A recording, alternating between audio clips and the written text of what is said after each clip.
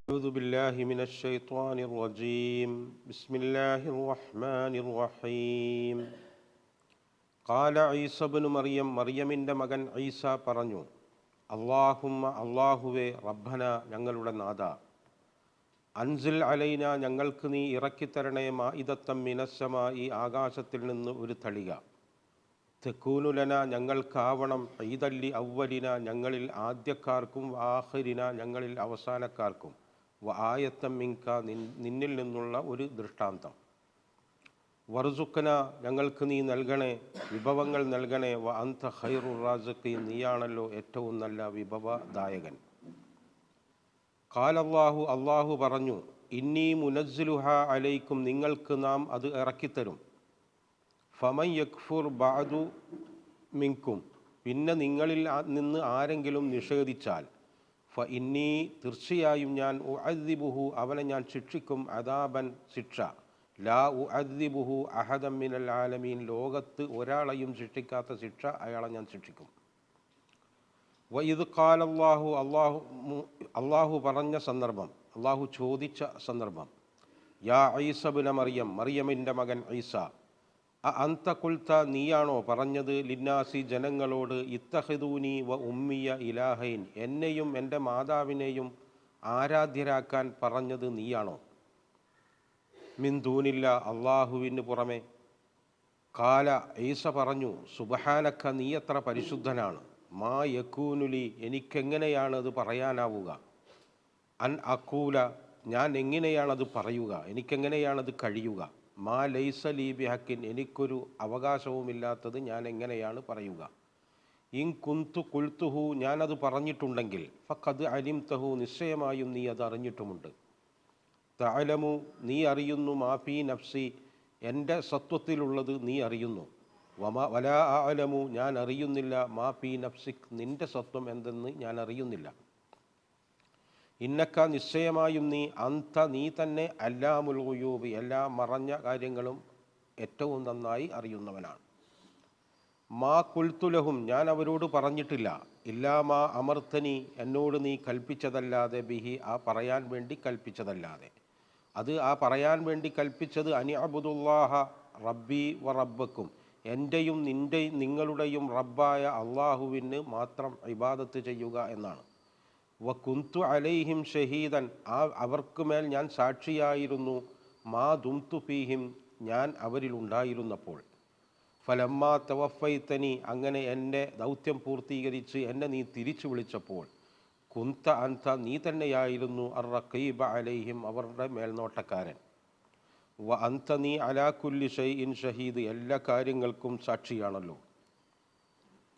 In തുഅദ്ദിബുഹും അവരെ നീ ശിക്ഷിക്കുന്നുവെങ്കിൽ ഫ ഇന്നഹും ഇബാദുക അവർ നിൻ്റെ അടിമകളാണ് വ ഇൻ തഗ്ഫിർ ലഹും ഇനി അവർക്ക് പുറത്തു കൊടുക്കാനാണ് നീ തീരുമാനിക്കുന്നതെങ്കിൽ ഫ ഇന്നക നിശ്ചയമായും നീ അന്തൽ അസീസു നീ പ്രതാപവാനാണ് അൽ ഹക്കീം ജ്ഞാനിയുമാണ് ഖാലല്ലാഹു അല്ലാഹു മറുപടി പറഞ്ഞു ഈസയോട് ഹാദാ യൗമു യൻഫഉ ഹാദാ യൗമു ഇതൊരു ഘട്ടമാണ് യൻഫഉ സ്വാദിഖീന സിദ്ഖുഹും സത്യസന്ധന്മാർക്ക് അവരുടെ സത്യസന്ധത പ്രയോജനപ്പെടുന്ന ഘട്ടമാണിത് ലഹും അവർക്കുണ്ട് ജന്നാത്തും തോട്ടങ്ങളുണ്ട് തജ്രി ഒഴുകുന്ന മിൻ തഹ്തിഹ അതിൻ്റെ താഴ്ഭാഗത്ത് നിന്ന് അൽ അൻഹാറു പുഴകളൊഴുകുന്ന തോട്ടങ്ങളുണ്ട് ഖാലിദീന ഫീഹ അവർ അതിൽ എന്നെന്നും ആണ് ശാശ്വതരാണ് റളിയല്ലാഹു അൻഹും അവരെ സംബന്ധിച്ച് അള്ളാഹു തൃപ്തിപ്പെട്ടു വറളു അൻഹു ആ അള്ളാഹുവിനെ സംബന്ധിച്ച് അവരും തൃപ്തിപ്പെട്ടു ദാലിക്കൽ ഫൗസുൽ അളീം അതാണ് മഹത്തായ വിജയം ലില്ലാഹി മുൽക്കുസ്സമാവാത്തി വല്ലർളി ആകാശഭൂമികളുള്ളതൊക്കെയും വമാ ഫീഹിന്ന അതിലുള്ളതും അതിൻ്റെയൊക്കെ ആധിപത്യം അള്ളാഹുവിന് മാത്രമാണ് വഹുവ അലാ കുല്ലി ഷൈഇൻ ഖദീർ അവൻ എല്ലാത്തിനും കഴിവുള്ളവനുമാണ് സൂറത്തുൽ മാഇദയുടെ അവസാനത്തിലാണ് നമ്മൾ ഈസാ അലൈഹിസ്സലാമിൻ്റെ യഥാർത്ഥ ശിഷ്യന്മാരായ ഹവാരികൾ അവരുടെ ഒരു ആഗ്രഹ സാഫല്യത്തിന് വേണ്ടി ഈസാ അലൈഹിസ്സലാമിനോട് പ്രാർത്ഥിക്കാൻ ആവശ്യപ്പെട്ട ആ വിഷയമാണ് നമ്മൾ കഴിഞ്ഞ ക്ലാസ്സിൻ്റെ ലാസ്റ്റിൽ സംസാരിച്ചതിൻ്റെ ബാക്കിയാണ്. ഈസാ അലൈഹിസ്സലാം ആ ആവശ്യത്തെ നിരുത്സാഹപ്പെടുത്തിയിട്ടും അവർ അവരുടെ ആഗ്രഹം ആവർത്തിച്ചപ്പോൾ ഈസാ അലൈഹിസ്സലാം അള്ളാഹുവിനോട് പ്രാർത്ഥിക്കാൻ തയ്യാറായി. പക്ഷേ ആ പ്രാർത്ഥനയ്ക്കുള്ളൊരു പ്രത്യേകത എന്താ വെച്ചാൽ ഖുർആൻ മറ്റൊരിടത്തും പ്രയോഗിക്കാത്ത സവിശേഷമായ സംബോധനയോടെയാണ് പ്രാർത്ഥന ഈസാ നബി അലൈഹിസ്സലാം ആരംഭിക്കുന്നത്. അള്ളാഹുമ്മ റബ്ബന എന്ന് പറഞ്ഞിട്ട്. അങ്ങനെ ഒരു പ്രാർത്ഥന ഇവിടെ മാത്രമേ ഖുർആനിലുള്ളൂ.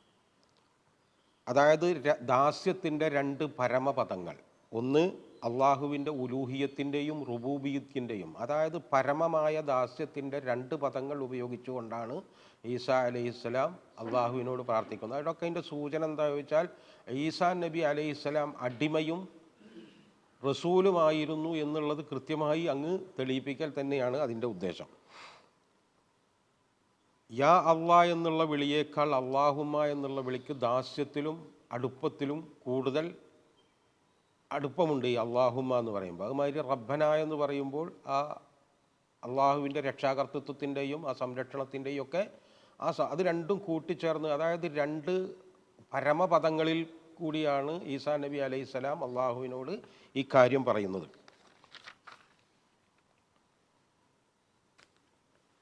ഇത് ഏതെങ്കിലും ഒരു അവർക്കുണ്ടായ ഏതെങ്കിലും ഒരു സന്ദേഹത്തിൻ്റെ തീർക്കാൻ വേണ്ടിയിട്ടുള്ളതല്ല. അത് നമ്മൾ കഴിഞ്ഞ ക്ലാസ്സിലും പറഞ്ഞിരുന്നു.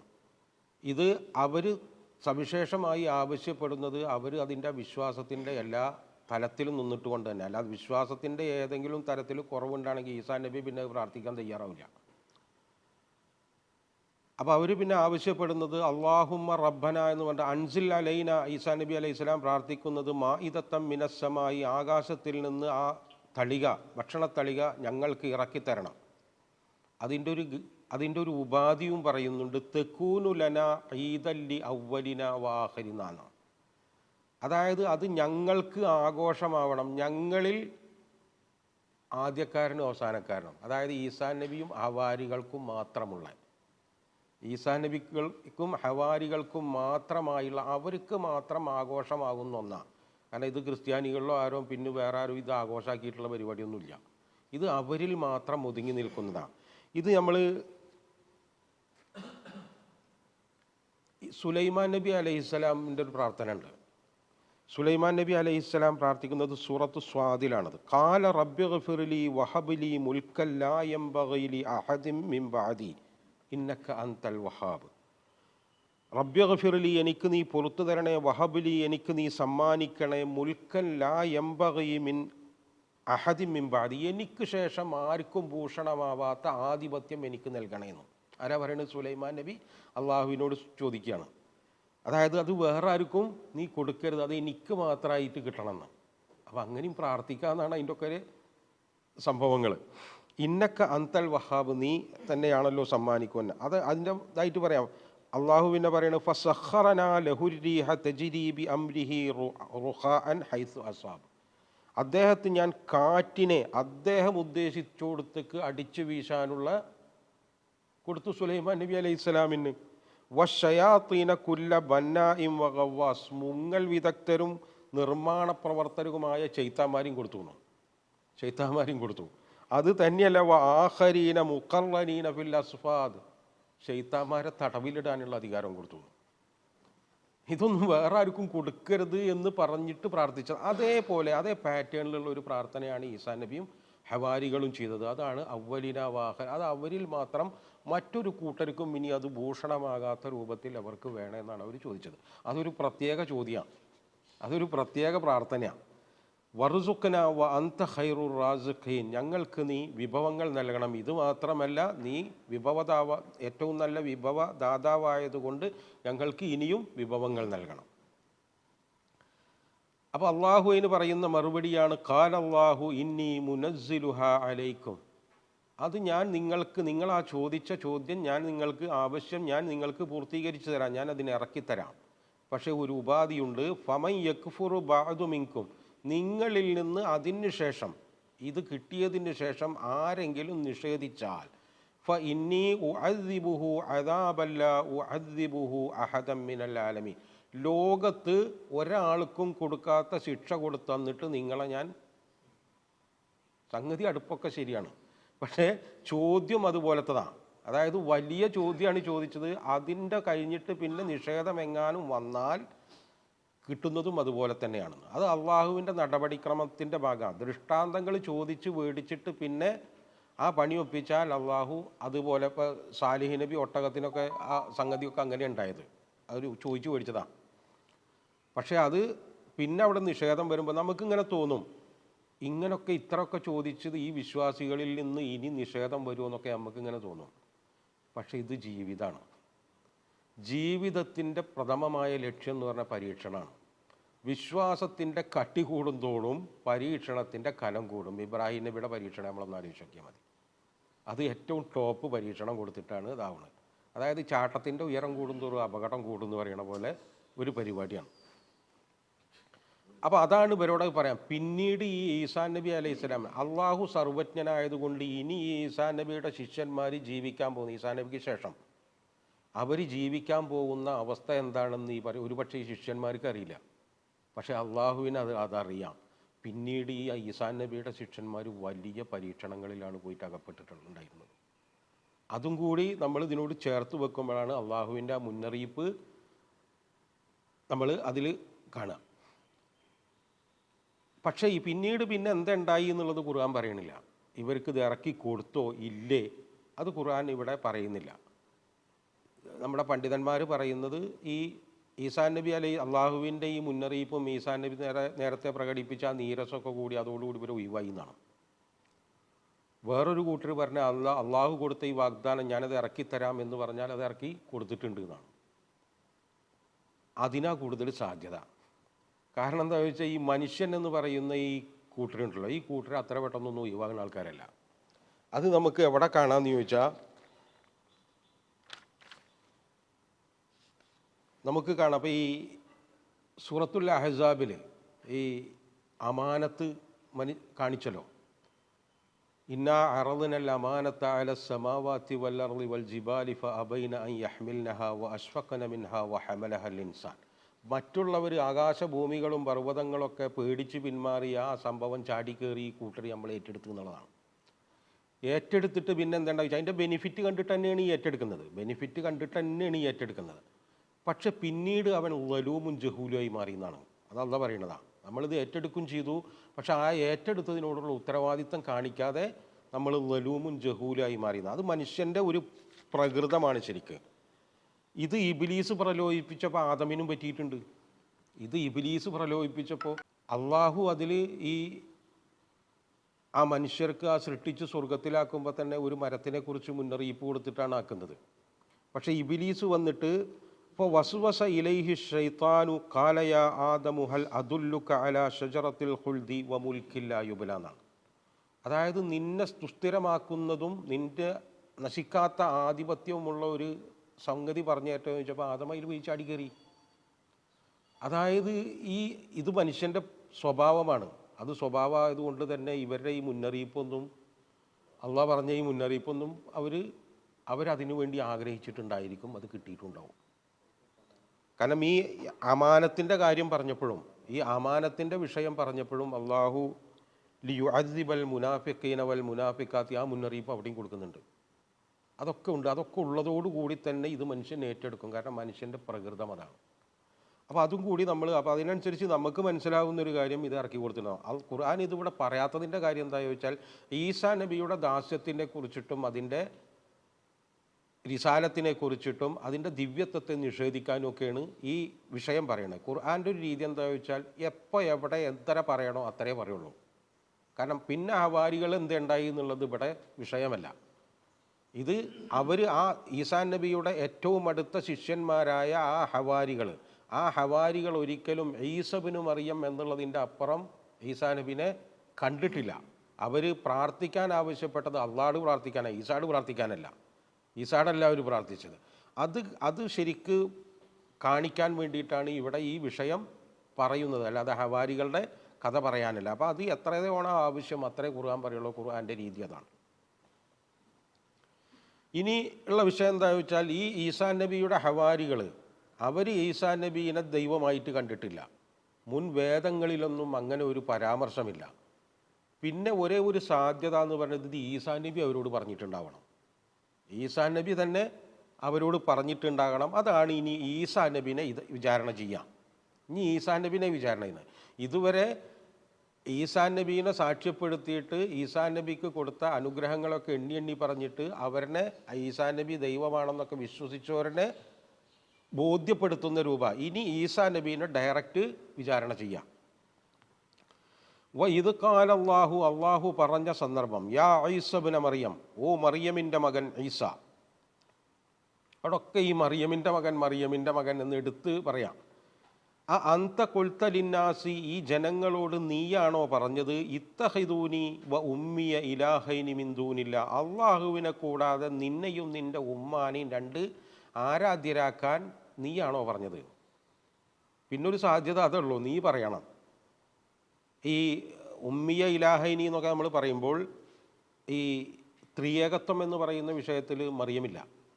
അതിൽ ദൈവം, അതായത് പിതാവ്, പുത്രൻ, പരിശുദ്ധാത്മാവ്, ഈ മൂന്നാണ്. ഇതാണ് ത്രിയേകത്വം എന്ന് പറയുന്നത്. ഇതിൽ ഉമ്മാനെ കൂടി കയറ്റിയാൽ എന്താ ചതുരേകത്വമാവും, അത് ചതുരേകത്വമായി മാറും. പക്ഷേ ആ പണി അവർ ചെയ്തിട്ടില്ല. പക്ഷേ ഈ ഉമ്മ ആരാധിക്കപ്പെടാതിരുന്നിട്ടുമില്ല. അതായത് ഒരു AD 300 തൊട്ടിട്ട് തന്നെ ദൈവമാതാവ് എന്ന പേരിൽ അറിയപ്പെട്ടിട്ട് മറിയം ആരാധിക്കപ്പെടുന്നുണ്ട്. പിന്നീട് അന്ന് അത് സഭ അംഗീകരിച്ചിരുന്നില്ല. പക്ഷെ ആളുകൾ ഇതിങ്ങനെ ധാരാളം ഏറ്റെടുക്കാൻ തുടങ്ങി. ദൈവമാതാവിന് കൂടുതൽ ഇങ്ങനെ ഇത് കിട്ടിയപ്പോൾ സഭ എന്ത് ചെയ്തെന്ന് ചോദിച്ചാൽ സഭ ഇതിനെ വിലക്കാനൊന്നും പോയില്ല. സഭ ഇതിന് അംഗീകാരം കൊടുത്തു. അത് AD 431 മറ്റോ എഫസൂസിൽ വെച്ച് നിന്നിട്ട് അവരുടെ ഇതിലാണ് ഒരു സമ്മേളനത്തിൽ ആ സംഭവം ഉണ്ടാവുന്നത്. അതിൻ്റെ ശേഷം ഈ പള്ളികളിലൊക്കെ, ഈ കത്തോലിക്ക പള്ളികളിലൊക്കെ ഈ മാതാവ് കന്യാമറിയത്തിൻ്റെ വിഗ്രഹമുണ്ട്, അവരോട് നേർച്ചയുണ്ട്, പ്രാർത്ഥനയുണ്ട്, എല്ലാം ഉണ്ട്. അതായത് ഇബാദത്ത് ചെയ്യപ്പെടുന്ന ആരാധ്യയാണ്. ഇവർ ഈ പറയണയിൽ ഇതുണ്ടോ ഇല്ലയോ എന്നുള്ളതൊന്നും വിഷയമല്ല. ഇപ്പോൾ കേരളത്തിലടക്കം ഈ പള്ളികളിലൊക്കെ അതുണ്ട്. പ്രൊട്ടസ്റ്റൻറ്റുകാരാണ് പിന്നെ കുറേ കാലം കഴിഞ്ഞിട്ട് അതിനെതിരെയൊക്കെ വന്നവർ. പക്ഷേ നമ്മളെ ഇന്നും കേരളത്തിൽ ഈ പള്ളികളിലൊക്കെ ഈ കന്യാമറിയം ആരാധിക്കപ്പെടുന്നുണ്ട്. അപ്പോൾ ആ സംഭവം അള്ളാഹു വിചാരണ ചെയ്യുന്നത് ലോകാവസാനം വരെയുള്ള ആ വിഭാഗത്തിനെയാണ്. അതായത് ഇപ്പോഴത്തെ തന്നെ ചില ആളുകളിൽ നിന്ന് ആവശ്യം വന്നു തുടങ്ങിയിട്ടുണ്ടെന്നാണ് ഈ ത്രിയേകത്വം എന്നുള്ളത് അവരെയും കൂടി ഉൾപ്പെടുത്തി ചതുരേകത്വമാക്കണമെന്ന്.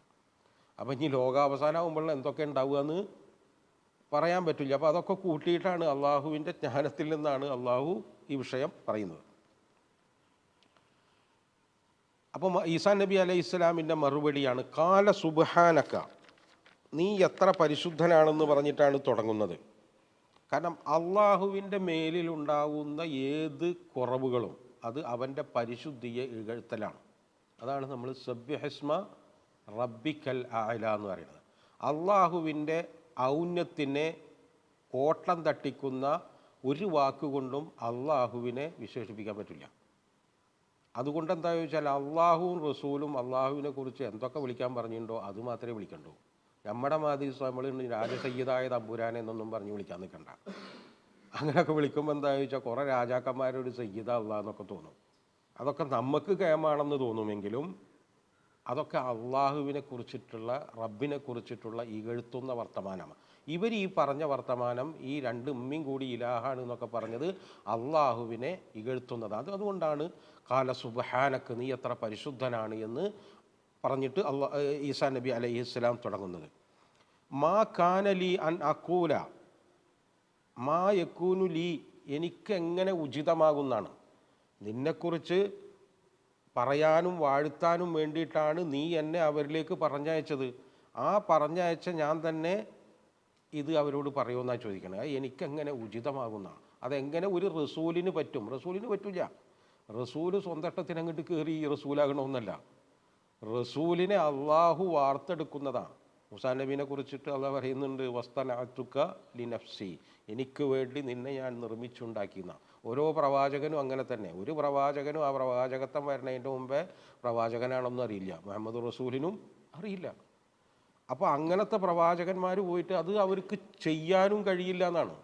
മാ യക്കൂനുലി എന്ന് പറയുമ്പോൾ ആ പ്രയോഗം തന്നെ അങ്ങനെ, അത് നടക്കൂല, അങ്ങനൊരു സംഭവമില്ല. അൻ അക്കൂല മാ ലൈസ ലീ ബി ഹക്ക്, എനിക്ക് യാതൊരു അവകാശവും ഇല്ല. അത് അവകാശമില്ല എന്നുള്ളത് അങ്ങനെ തന്നെ, അത് സൃഷ്ടിയിലെ അങ്ങനെ ആ പരിപാടി നടക്കില്ല.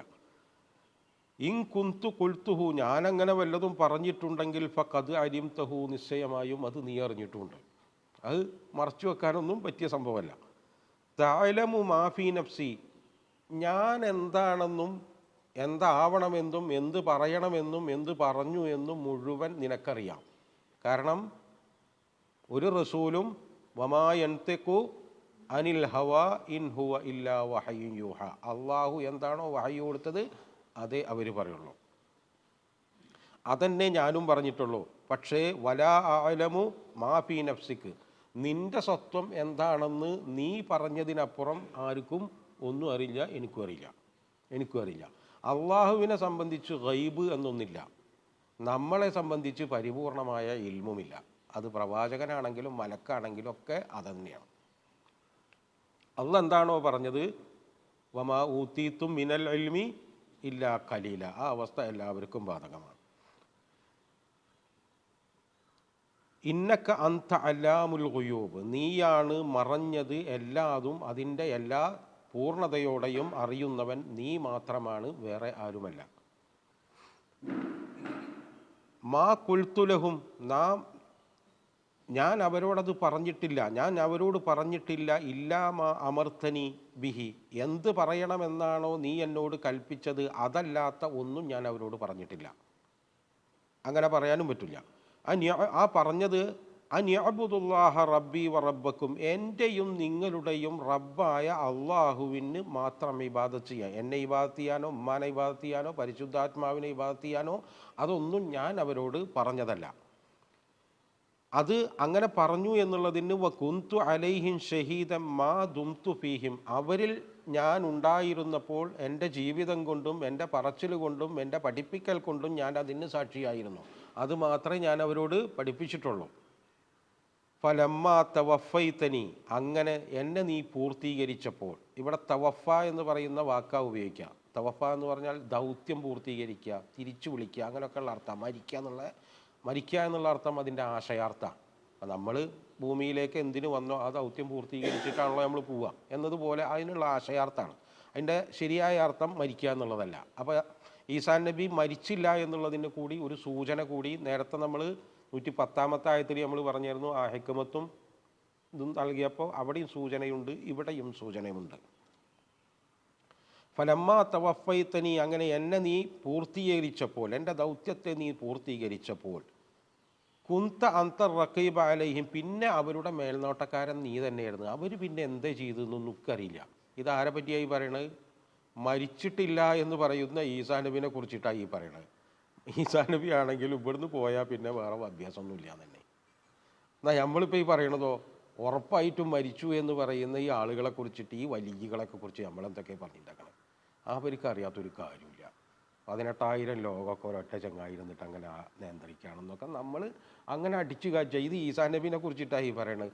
ഈ എന്നെ തിരിച്ചു വിളിച്ചതിന് ശേഷം മരിച്ചിട്ടൊന്നുമില്ല, ഈ എന്നെ തിരിച്ചു വിളിച്ചതിൻ്റെ ഈ ഇവന്മാരെ എന്തൊക്കെ ചെയ്തെന്നുള്ളത് എനിക്കറിയില്ല തന്നെ, എനിക്കറിയില്ല. അങ്ങനെ ഒരു പരിപാടിയില്ല.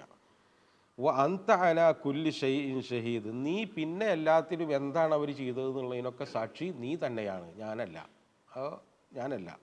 അത് നുണ പറയുന്നല്ലോ. അപ്പോൾ ഞാനതൊക്കെ കണ്ട് പഠിന്നിട്ട് എന്ന് പറയാന്ന് വെച്ചെങ്കിൽ അറിയില്ല എന്ന് പറഞ്ഞാൽ നുണയില്ലേ? അപ്പോൾ അത് നുണയല്ല, അതാണ് അതിൻ്റെ ശരി. ഇനി ഈസാ നബി പറയുന്ന വിഷയം ഇൻ തുഅദ്ദിബുഹും ഫഇന്നഹും ഇബാദുക എന്നാണ്.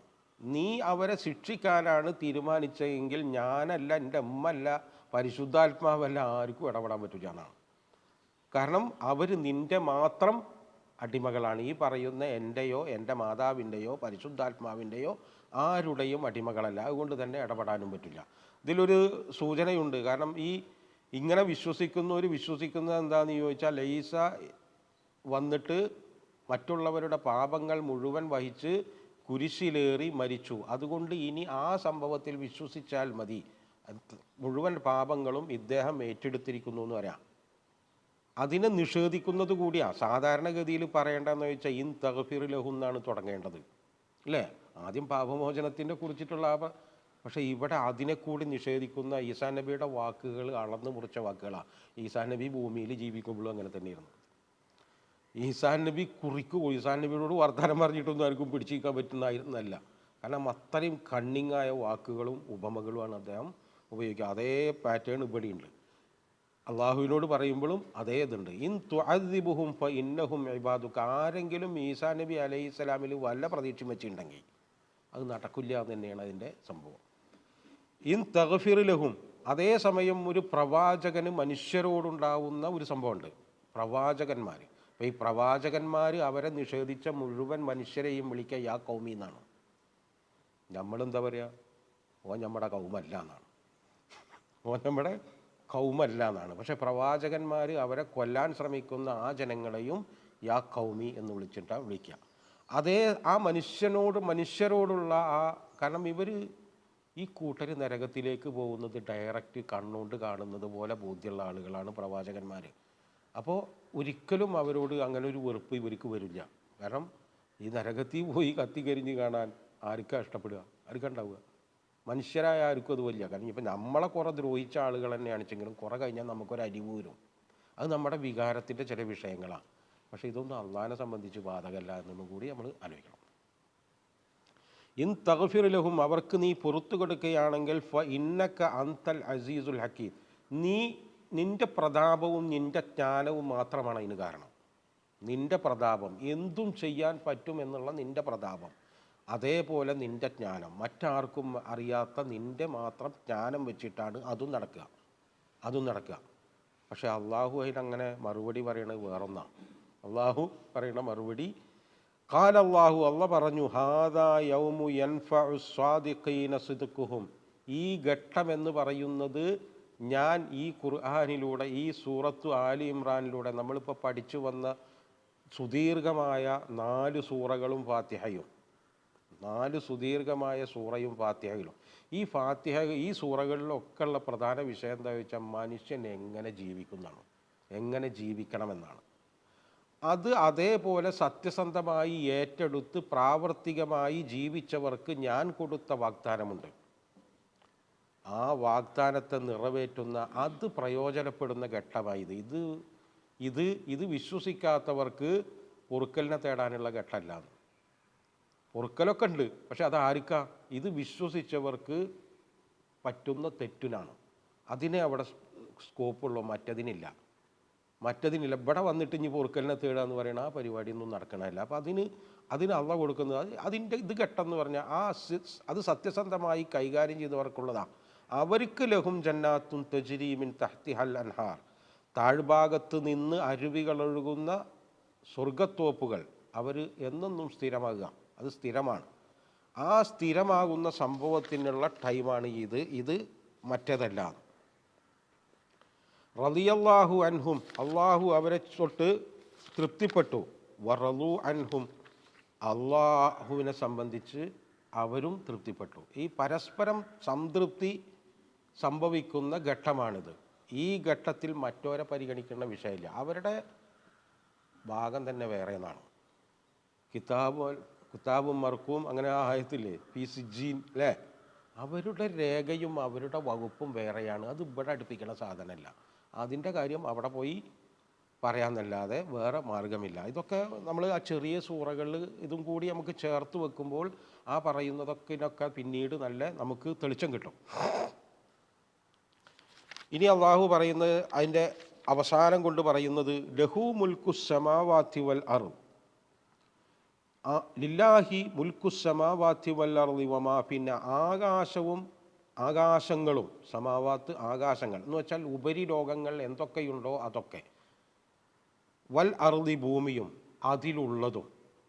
അതിലുള്ളതും അതിൻ്റെ മുഴുവൻ അധികാരവും ആധിപത്യവും അള്ളാഹുവിന് മാത്രമാണ്. നമുക്ക് ഈ ഭൂമിയിൽ ജീവിക്കുമ്പോൾ നമുക്ക് തോന്നുന്ന ചില സംഭവങ്ങളുണ്ട്, ഇത് നമ്മുടെ അധികാരത്തിലാണെന്നും നമ്മുടെ വരുതിയിലാണെന്നും ഒക്കെയുള്ള ചില തോന്നലുകളുണ്ട്. പക്ഷേ അതിൻ്റെ സംഭവം എന്താ ചോദിച്ചാൽ അതിനെക്കുറിച്ചിട്ട് ഖുർആൻ ഈ സബ്ബിഹിസ്മയിൽ പറയുന്നുണ്ട്, ഫജഅലഹു ഗുസാഅൻ അഹ്വ, അതിനെ കരിഞ്ഞുണങ്ങിയ ചണ്ടിയാക്കി ചവറാക്കി മാറ്റുന്നു. കാരണം ഇവിടെയുള്ള സംഭവങ്ങൾ അത് എത്ര വാല്യുബിൾ ആണെങ്കിലും അത് ഇവിടം കൊണ്ട് അവസാനിക്കും. പരലോകത്തിലേക്ക് നീളുന്ന ഒരു വാല്യൂ അതിനൊന്നുമില്ല. ഈ മനുഷ്യരുടെ ജീവിതത്തിന് മാത്രമേ ഉള്ളൂ. അത് ശാശ്വതങ്ങളാണെന്ന് കരുതി അതിൻ്റെ പിറകെ പോയി യഥാർത്ഥ ജീവിതം തുലച്ചു കളയരുത് എന്നാണ്. വൽ ആഖിറത്തു ഖൈറും വ അബ്ക, പരലോകമാണ് എന്നെന്നും അവശേഷിക്കുന്നത് എന്നുള്ള ആ ബോധത്തിൽ നിന്ന് നമ്മൾ പോവരുത്. ഈ ഭൗതിക ജീവിതത്തിന് ആ ബോധത്തെ ഇളക്കി മറിക്കാനൊക്കെ ഉള്ള ശേഷിയുണ്ട്. അതുകൂടി നമ്മൾ മനസ്സിലാക്കണം. മുമ്പ് വേദം നൽകപ്പെട്ടവർക്ക് ആ അബദ്ധം സംഭവിച്ചിട്ടുണ്ട്. അവർക്ക് സംഭവിച്ച അബദ്ധം നിങ്ങളും ആവർത്തിക്കരുത്. ഈ സൂറയുടെ മർമ്മം അതാണ്. ഈസാ നബി അലൈഹിസ്സലാമിനെ മുന്നിൽ നിർത്തി ആ ബനൂ ഇസ്രായേല്യരിലെ ആ വിഭാഗത്തെ ഒക്കെ വിചാരണ ചെയ്യുന്നുണ്ടെങ്കിലും വിരലുകൾ മുഴുവൻ ചൂണ്ടുന്നത് നമ്മളുടെ ഈ സമൂഹത്തിലേക്കാണ്. കാരണം അവരിത് വിശ്വസിക്കാനും പോണില്ല, ഈ ഖുർആൻ മനസ്സിലാക്കിയിട്ട് ഇനി അത് പഠിച്ചിട്ട് അത് വിശ്വസിക്കാനും പോണില്ല, റസൂല് പറയുന്നതും വിശ്വസിക്കാൻ പോണില്ല. പോണ്ട ഇല്ല, അവർ അതിൽ ഉറച്ചു നിൽക്കുക. പിന്നെ അത് ആർക്ക് വേണ്ടിയാണ് ഈ പറയണത്?